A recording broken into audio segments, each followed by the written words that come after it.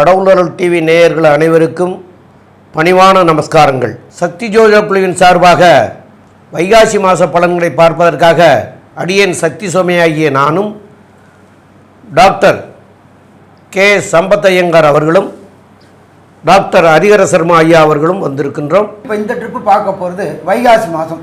இருக்கிறதுலையே மாதத்தில் வைகாசி மாதம் அப்படின்றது மிக வசந்தமான மாதம்னு சொல்லலாமா, வசந்த மாதம் சொல்லலாம்.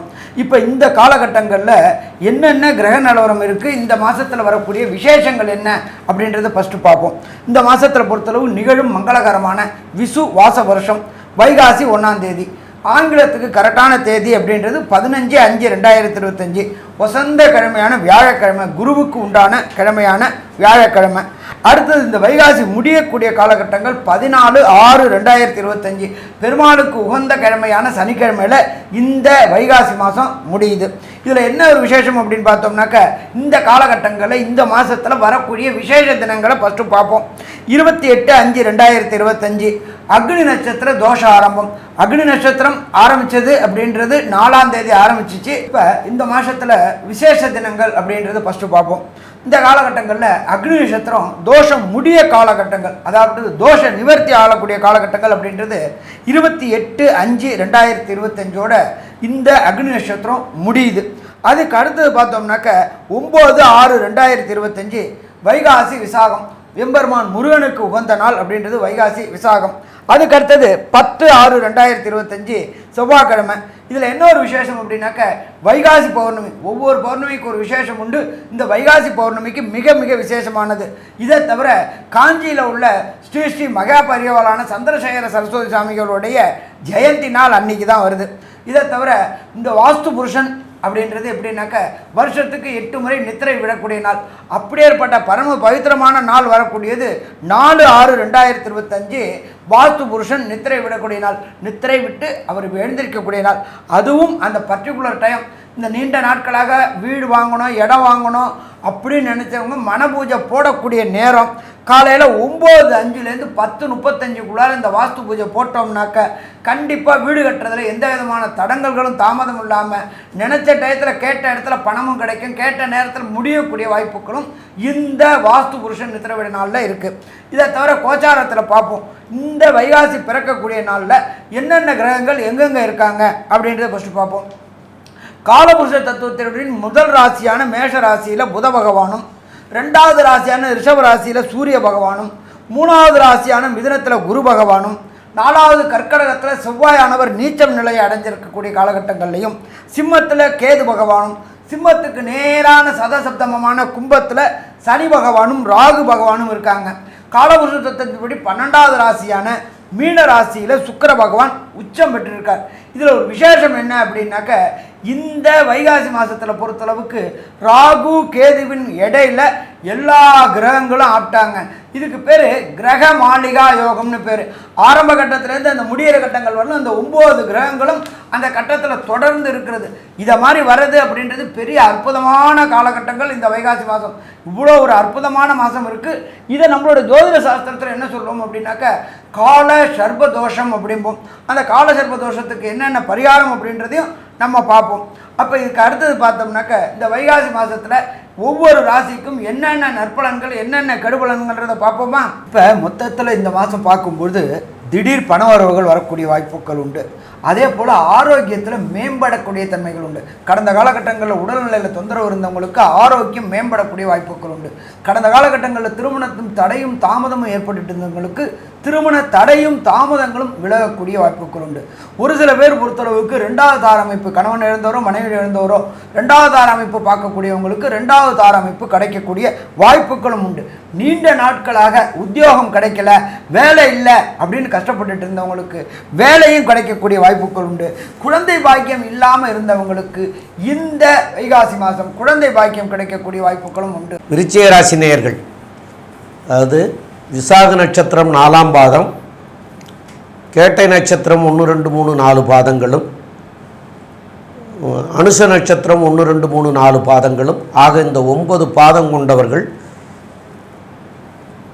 விருச்சிக ராசிக்காரர்கள். இந்த விருச்சிக ராசியினுடைய அதிபதி செவ்வாய். அவர் நல்ல இடத்துல 9ஆம் இடம்ங்கிறது சிறந்த இடம்தான். இருந்தாலும் அவர் வந்து நீச்சப்பட்டு போயிருக்கார். அப்போது நீச்சப்பட்டு போயிருக்கிறதுனால உங்களுடைய எல்லா காரியங்களுமே தடைப்பட்டுக்கிட்டு இருக்கிறது. ரெண்டாவது, உங்களுடைய ராசிக்கு 4ஆம் இடத்துல சனியும் ஆட்சி பெற்று போய் அர்த்தாஷ்டம சனியாக இருக்கார்.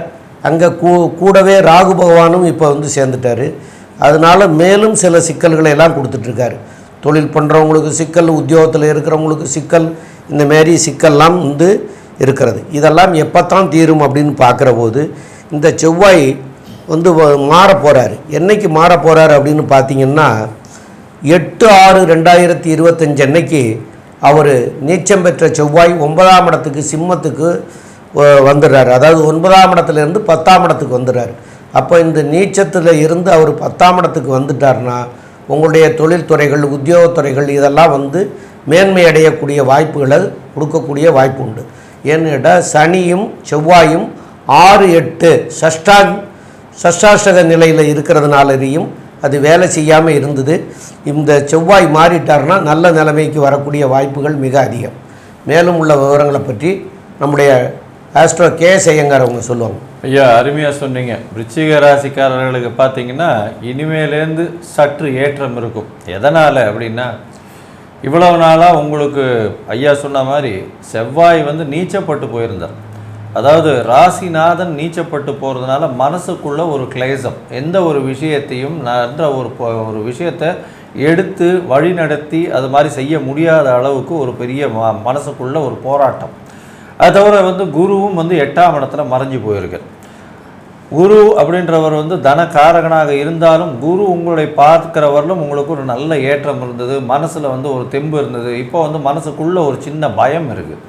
எந்த ஒரு விஷயத்தை நாம் எடுத்து செய்தாலும் அதில் வந்து வெற்றி பெறுவோமா மாட்டோமா என்ற ஒரு பயம். ஏன்னா அர்த்தாஷ்டம சனி, 4ஆம் இடத்துலேயே ராகு, 2 கிரகங்கள், அதாவது ராகு இருக்கும் இடத்தை வைத்தே செயல்படுவார்னு சொல்கிற மாதிரி அப்போ 2 சனி அங்கே இருக்க மாதிரி கணக்கு. அதனால் மிகப்பெரிய பிரச்சனையே உங்களுக்கு கொடுத்து கொண்டிருக்கிறார். இப்போ வந்து குருவின் பார்வை அந்த சனி ராகு இந்த இருவருடைய பிரச்சனை கொடுக்கும் தன்மையை கம்மி பண்ணி உங்களுக்கு கோதண்ட ராகுவாகவும் சனிக்கு ஒரு சுப பலன்கள் கொடுக்கக்கூடிய அளவிற்கு குருவினுடைய பார்வை நிச்சயமாக அமையும். அதனால் ரிலேட்டிவ் கம்ஃபர்ட்னு சொல்லுவோம். ரொம்ப மோசமான நிலையில் இருக்கிறவங்களுக்கு கொஞ்சம் மாற்றங்கள், கொஞ்சம் ஏற்றங்கள் இருக்கக்கூடிய வாய்ப்புகள் நிச்சயமாக உண்டு. இந்த மாத கடைசியில், அதாவது வைகாசி மாத கடைசியில் செவ்வாய் மாறும் பொழுது உங்களுக்கு நிச்சயமாக ஒரு ஏற்றம் வரும். எப்படி வரும் அப்படின்னு பார்த்தாலேயானால் 9ஆம் இடம் அப்படின்னு சொல்லக்கூடிய இடத்துல இவ்வளோ நாள் நீச்சமாக இருந்து 10ஆம் இடத்துக்கு போகிறார். செவ்வாய் 10ஆம் இடத்துக்கு போகக்கூடியதுனால் அங்கே வந்து திக்பலமும் பெறார். அது ஒரு பெரிய ஏற்றம். இதை தவிர பார்த்தாலேயானால் 10ஆம் இடம் சிம்ம வீடு, சிம்ம வீட்டில் போய் செவ்வாய் இருக்கிறது பெரிய விசேஷம். அதனால் உங்களுக்கு பெரிய ஏற்றத்தை கொடுக்கக்கூடிய காலகட்டமாக நிச்சயமாக அமையும். எந்த ஒரு விஷயத்திலும் சரி, தொழிலையும் சரி, சொந்த தொழிலையும் சரி, அதாவது வேலை செய்யும் இடத்துலையும் உங்களுக்கு ஒரு பெரிய ஏற்றமும் மாற்றமும், உங்களுக்கு இன்க்ரிமெண்ட், இந்த மாதிரியான விஷயங்கள் வரக்கூடிய வாய்ப்பு நிச்சயமாக இருக்கும். இந்த காலகட்டத்தில் உங்களுடைய ராசிக்கு 5ஆம் இடத்துல சுக்கிரன் இருக்கார், 7ஆம் இடத்துல வந்து சூரியன் இருக்கார். அதாவது 5ஆம் இடத்துல இருக்கிற சுக்கிரன் 7ஆம் அதிபதி 7க்கு 11ல் இருக்கார். நிச்சயமாக உங்களுக்கு மனதுக்கு பிடித்தவரை நீங்கள் செலக்ட் செய்து கல்யாணம் பார்க்குறதுக்கு நீங்கள் பிரியப்படுவீங்க. இந்த காலகட்டத்தில் பணவரவிற்கு பஞ்சம் இருக்காது. 5ஆம் இடத்துல இருக்கக்கூடிய சுக்கிரன் உங்களுடைய அபிலாஷைகளை பூர்த்தி செய்யக்கூடிய வாய்ப்புகள் மிகவும் அதிகம். 11ஆம் இடத்துல வந்து, அதாவது 10ஆம் இடத்துல வந்து கேத்து பகவான் வர, கேத்து பகவான் இருக்கிறது ரொம்பவும் விசேஷம். ஏன்னா 10ஆம் இடத்துல வந்து தொழிலில் மாறுதல்கள் நினைக்கக்கூடிய வாய்ப்புகள் நிச்சயமாக இருக்கும். இந்த காலகட்டத்தில் புதனுடைய மாற்றம் எந்த அளவுக்கு ஏற்றத்தை கொடுக்கும்? சூரியன் சப்தமத்தில் இருக்கிறது நல்லதா? ஏன்னா அவர் துர்கிரகம் 7ஆம் இடத்துலேருந்து உங்களுடைய ராசியை பார்க்குறது எந்த அளவு ஏற்றத்தை கொடுக்கும்னு நம்ம ஐயா கிட்ட கேட்போம். ஐயா, நல்லா அற்புதமாக சொன்னீங்க ஐயா. விருச்சிக ராசி ஏற்கனவே அர்த்தாசிரம சனியில் அவதிப்பட்டு இருக்கிறாங்க. கூட ராகுவும் வந்து மேலும் கஷ்டப்படுத்திட்டு இருக்கிறார். என்ன ஒன்று விசேஷம் அப்படின்னாக்கா, இந்த குரு பெயர்ச்சி நடந்த பிறகு குரு பார்க்கறதுனால ஐசியூவில் இருந்தவங்க ஜென்ரல் வார்டுக்கு வந்திருக்கிறாங்க. ஆனால் ஆஸ்பத்திரியை விட்டு இன்னும் டிஸ்சார்ஜ் ஆகலை. டிஸ்சார்ஜ் ஆக கொஞ்சம் காலதாமதம் ஆகும். ஆனால் சமாளிக்கக்கூடிய தன்மையை கொடுப்பார். இதுக்கு நடுப்புற பார்த்தோம்னாக்க புத பகவான் 6ஆம் இடத்துக்கு போகிறாரு, அதுலேருந்து 7ஆம் இடத்துக்கு வர்றாரு, அதுலேருந்து 8ஆம் இடத்துக்கு வர்றார். இந்த 30 நாளில் அவர் கிட்டத்தட்ட 3 ட்ரிப்பு மாறுறாரு. புதனை பொறுத்தளவுக்கு மறைந்திருந்தாலும் நல்லது பண்ணுவார், ஆட்சி உச்சம் மூல திரிகோணம் பண்ணியிருந்தாலும் நல்லது பண்ணுவார், நீச்சம் பண்ணியிருந்தாலும் நல்லது பண்ணுவார். இது மற்ற கிரகங்களுக்கு எதுவுமே கிடையாது, அது புத பகவானுக்கு மட்டும்தான் உண்டு. அப்படியேற்பட்ட புத பகவான் 6ல் இருக்கிறாரு. 6 அப்படின்றது வேலை ஸ்தானம். இதுவரையிலும் விருச்சிக ராசியை சேர்ந்தவங்களுக்கு வேலையில் ஒரு ஏற்றம் இல்லாமல் இருந்துகிட்டு இருந்துச்சு. அந்த ஏற்றம் கிடைக்கக்கூடிய காலகட்டம் இந்த காலகட்டமாக கண்டிப்பாக காலகட்டமே. சரி, அதுக்கு அடுத்தது அவர் என்ன பண்ணுறாரு, 7ஆம் இடத்துக்கு போகிறாரு. ஏற்கனவே 7ஆம் இடத்துல சூரிய பகவான் உட்கார்ந்துட்டுருக்கார், அவர் கூட இந்த புத பகவானும் சேர்றார். அப்போ அது ரெண்டும் சேர்ந்து ஒரு யோகமாக மாறுது. என்ன, புத ஆதித்ய யோகம். நீண்ட நாட்களாக திருமணம் தடை தாமதம் ஆயிட்டு இருந்தவங்களுக்கு திருமணம் தடை தாமதம் அத்தனையும் விலகக்கூடிய காலகட்டம். ஏன்னா 7ஆம் அதிபதி 5ல் உச்சம் பெற்று இருக்கிறார்.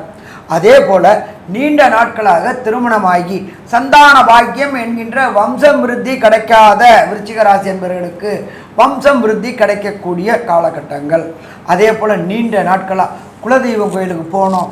எப்பொழுதுமே குலதெய்வம் கோயில் போனால் தான் இஷ்ட தெய்வம் வீட்டுக்கு வரும். குலதெய்வம் வீட்டுக்கு வந்தால் தான் அந்த வீட்டில் எல்லா விதமான சுபகாரியங்களும் நடக்கும். அப்படியே ஏற்பட்ட இடத்துல இந்த குலதெய்வம் போகக்கூடிய வாய்ப்புகள் கடந்த காலகட்டங்களில் 5ஆம் இடத்துல ராகு இருந்துக்கிட்டு தடுமாற்றம் பண்ணிக்கிட்டு இருந்தார், அவர் 4ஆம் இடத்துல வந்துட்டார். அப்போ குலதெய்வ வழிபாடு செய்யக்கூடிய காலகட்டங்கள் வரும். அதே போல் பதவி புகழ் எல்லாமே கிடைக்கக்கூடிய காலகட்டங்கள். உங்களுக்கு ராசியாதிபதியான குரு 7லேருந்து 8ல் மறைஞ்சிட்டாலும் அவர் வீடான தனுரை சப்தம பார்வை பார்க்குறார். ஜோதிஷ சாஸ்திரத்துப்படி 2ஆம் இடம் அப்படின்றது வாக்கு தனம் குடும்பஸ்தானம்னு பேர். குடும்பம் அமையாதவர்களுக்கு குடும்பம் அமையக்கூடிய வாய்ப்புகள் உண்டு. கொடுத்த வாக்கை காப்பாற்ற முடியாதவங்களுக்கு கொடுத்த வாக்கை காப்பாற்றக்கூடிய வாய்ப்புகள் உண்டு. அதே போல் பார்த்தோம் அப்படின்னு சொன்னாக்க சொன்ன சொல் வெல்லக்கூடிய காலகட்டங்கள் இந்த காலகட்டங்கள். இதை தவிர 4ஆம் இடத்துல உள்ள சனி பகவானையும் 4ஆம் இடத்தில் உண்டான ராகு பகவானையும் பிரகஸ்பதியான குரு பகவான் பார்க்கிறார். குரு சண்டால யோகம் பெறார். குரு சண்டால யோகம் அப்படின்றது நீதி பரிபாலனம் பண்ணக்கூடியவங்க, அதாவது நீதி பரிபாலனம் பண்ணக்கூடியவங்க நீதிபதி, வக்கீல், ஜட்ஜு, இவங்களுக்கு எல்லாருக்குமே இந்த வைகாசி மாதத்தில் நீண்ட நாட்களாக எதிர்பார்த்த பதவி உயர்வு பணவரவு கிடைக்கக்கூடிய வாய்ப்புகள் உண்டு. சிவில் கோர்ட்டில் ஜட்ஜாக இருந்தவங்க முன்சிப் கோர்ட்டுக்கும், முன்சிப் கோர்ட்டில் ஜட்ஜாக இருந்தவங்க ஹைகோர்ட்டுக்கும், ஹைகோர்ட்டில் ஜட்ஜாக இருந்தவங்க சுப்ரீம் கோர்ட்டுக்காக ஜட்ஜாக போகக்கூடிய வாய்ப்புகள் கிடைக்கும். அது எப்படி சாமி, கூடவே ராகு இருக்கார். ராகு அப்படின்னா பிரம்மாண்டம், நீங்கள் எதிர்பார்த்ததுக்கு மேலே கொண்டு வந்து கொடுக்கக்கூடியவர் ராகு. அப்போ பிரம்மாண்டமான எதிர்பார்ப்புகள் அத்தனையும் நிறைவேறக்கூடிய காலகட்டங்கள் இந்த வைகாசி மாதம் விருச்சிக ராசிக்காரங்களுக்கு. சரி, ஒரு சில பேருக்கு தசாநாதன், புத்திநாதன், அந்தரநாதன், சூட்சமநாதன் சரியில்லாமல் இருக்கிறதுனால இப்போ சொன்ன பலன்கள் குறையக்கூடிய வாய்ப்புகள் உண்டு. சரி, அந்த குறையக்கூடிய பலன்களை எதை வச்சு காம்பன்சேட் பண்ணணும், எந்த கிரகத்தை சரணாகதி அடையணும், எந்த கடவுளை சரணாகதி அடையணும் அப்படின்றதை பற்றியும் இந்த 31 நாளில் எந்தெந்த நாட்களில் வெளியூர், வெளிமாநிலம், வெளிநாடு பயணம் செல்றதை தவிர்க்கணும், புதிய முயற்சிகள் தவிர்க்கக்கூடிய நாட்கள் அப்படின்றத சந்திராஷ்டம தினங்கள் பேர். உங்களுடைய நட்சத்திரத்துக்கு 17வது நட்சத்திரம் சந்திராஷ்டம நட்சத்திரம். அது இந்த வைகாசி மாதம் விருச்சிக ராசிக்காரங்களுக்கு என்னைக்கு வருது அப்படின்றத பற்றியும் எந்த தெய்வத்தை விளங்குறத பற்றியும் டாக்டர் சக்தி சோமையா அவங்க விரிவாகவும் விளக்கமாகவும் சொல்லுவாங்க. ரொம்ப அற்புதமாக சொன்னீங்க ஐயா. விருச்சிக ராசியினுடைய அதிபதி செவ்வாய், அவர் நீச்சம் அடைஞ்சிருக்கார். அவர் 8/6/2025 தான் மாற போகிறார். அப்போ அது காலம் வரைக்கும் செவ்வாயினாலும் நமக்கு வரக்கூடிய விளைவுகளை நீங்கணும்னா காஞ்சி காமாட்சி அம்மன் கோயிலுக்கு போகணும். அது வெள்ளிக்கிழமையில் போய் பண்ணுறது நல்லது.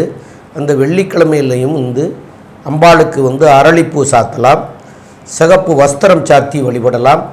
அப்புறம் செம்பருத்தி செடி தானமாக மாதுளம்பழம்லாம் வாங்கி கொடுக்கலாம். இந்த செங்காலின்னு ஒரு மரம் இருக்குது, கருங்காலி செங்காலின்னு மரம் இருக்குது. அதில் செங்காலி மரத்தை நீங்கள் இந்த மருந்து கடைகளில் போய் கேட்டிங்கன்னா தருவாங்க. அதை வாங்கி அம்பாள்கிட்ட வச்சுட்டு அதை ஒரு கருப்பு கயரில் சேர்த்து கட்டிக்கிட்டால் உங்களுக்கு வரக்கூடிய பின்விளைவுகள் எதுவும் வராது. அது அந்த செங்காலி உங்களுக்கு பாதுகாக்கும். அதுகளை பண்ணிக்கிறது நல்லது. மேலும் இந்த மாதத்தில் உங்களுக்கு வரக்கூடிய சந்திராஷ்டம தினங்கள் அப்படின்னு சொல்லக்கூடிய தினங்கள் வந்து 28/5/2025 புதன்கிழமை மாலை 4:11 ஆரம்பமாகுது. 29/5/2028 30/5/2025 வெள்ளிக்கிழமை இரவு 8:24 வரைக்கும் இருக்கிறது. இந்த சந்திராஷ்டம தினங்களில் ஐயா சொன்னது மாதிரியா வெளியூர் பயணங்கள் செய்யக்கூடாது, புதிதான முயற்சிகள் எதுவும் எடுக்கக்கூடாது. இதெல்லாம் எடுத்தோமே ஆனால் அதனுடைய பின் விளைவுகள், அதனால் வரக்கூடிய தீங்குகள் இன்றைக்கி உடனடியாக தெரியாது. அது 6 மாதமோ 1 வருஷமோ கழித்து தான் அதனுடைய பின் விளைவுகள் தெரியும். அப்போ அந்த பின் விளைவுகள்லாம் வர வேண்டாம் அப்படிங்கிறதுக்காக முன்கூட்டியே அதை தவிர்க்கிறது நல்லது. அதை தவிர்த்துக்கிறங்க. மேலும் உள்ள விவரங்களை நம்முடைய டாக்டர் K.S. ஐயங்கார் அவங்க சொல்லுவாங்க. ஐயா, அற்புதமாக சொன்னீங்க. அதாவது இந்த விருச்சிக ராசிக்காரர்களுக்கு பார்த்தீங்கன்னா பண வரவிற்கு பஞ்சம் இருக்காது. ஏன்னா குரு தனகாரகன் தனஸ்தானத்தையே பார்க்கறதுனால நல்ல ஒரு ஏற்றம் இருக்கக்கூடிய காலகட்டம். உங்களுடைய ராசிக்கு பார்த்தோன்னா எதிர்பாலினத்தவர் மூலியமாக நல்ல ஒரு ஏற்றம், பார்ட்னர்ஷிப் வியாபாரத்தில் நல்ல ஒரு ஏற்றம் இருக்கும், தொழிலில் பெரிய மாற்றங்கள் இருக்கக்கூடிய காலகட்டம், சுகங்களில் சற்று ஏற்றம் இருக்கக்கூடிய வாய்ப்புகள் உண்டு, தாயின் உடல்நிலையில் நல்ல ஒரு ஏற்றம் இருக்கும், படிக்கக்கூடிய மாணவர்களுக்கு சற்று பின்னடைவு இருக்கக்கூடிய வாய்ப்புகள் உண்டு, வெளியூர் வெளிநாடு போகக்கூடிய பாக்கியம் நிச்சயமாக கிடைக்கும். உங்களுக்கு பிஆர் இந்த மாதிரியான விஷயங்கள் இந்த மாதத்தில் கிடைக்கக்கூடிய வாய்ப்புகள் நிச்சயமாக இருக்கும். இந்த மாதத்தில் பார்த்தாலேயானால் உங்களுடைய உடல்நிலையில் கொஞ்சம் ஜாகிரதையாக இருக்கும். அதை தவிர வந்து உங்களுடைய ராசிக்கு 4ஆம் இடத்துல சனி ராகு இருக்கிறதுனால சற்று உங்களுடைய அர்த்தாஷ்டம சனி நடக்கிறதுனால நிச்சயமாக உங்களுடைய கம்ஃபர்ட்ஸ் எல்லாம் குறையக்கூடிய, சுகங்கள் குறையக்கூடிய வாய்ப்புகள் சற்று இருக்கும்.